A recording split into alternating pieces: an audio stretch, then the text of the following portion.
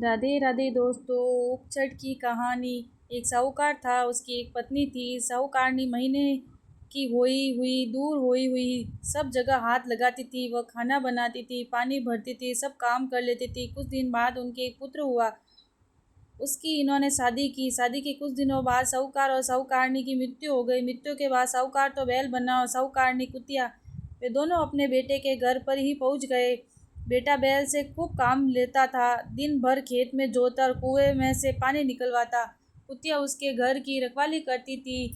जब उसको वहाँ 1 साल हो गया तो उस लड़के के पिता का श्राद्ध आया। श्राद्ध के दिन खूब पकवान बनवाए गए, उनमें खीर भी बनाई गई। खीर को ठंडा करने के लिए एक थाली में फैलाकर रख दिया गया।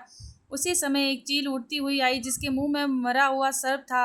वह सर्प उसके मुंह से छूट गया और खीर में गिर गया। यह बात बैठी हुई कुतिया देख रही थी। कुतिया सोचने लगी कि जो कोई इस खीर को खावेगा वह मर जाएगा, अतः अब क्या करे। कुतिया यह सोच ही रही थी कि भीतर से लड़के की बहू उठकर आई।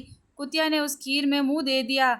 जब लड़के की बहू ने देखा कि कुतिया ने उस खीर में मुंह दे दिया तो वह डंडा लेकर कुतिया के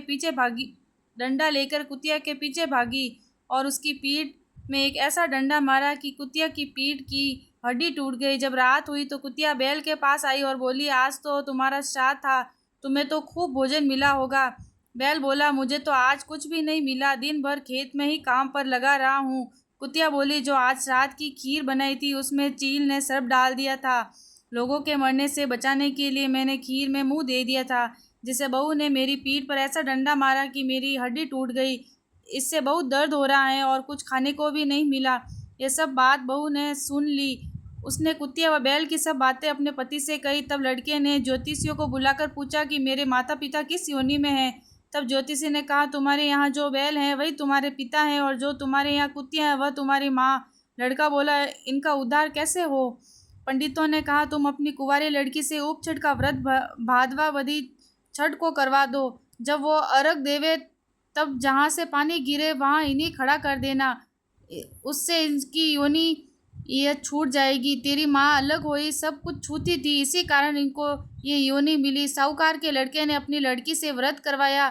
अर्घ का पानी बहकर छत की नाली से गिरा, वहाँ उन्हें खड़ा कर दिया।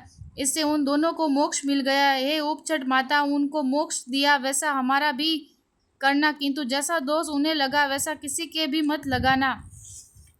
कहानी के कहने वाले सुनने वाले सबको भला करना। इसके बाद गणेश जी की कहानी भी करनी चाहिए, जो इस उपचट का उद्यापन। इसके उद्यापन यदि कुंवारी लड़की करे तो 8 प्लेटें या प्याले जो भी बांटना चाहे रखे।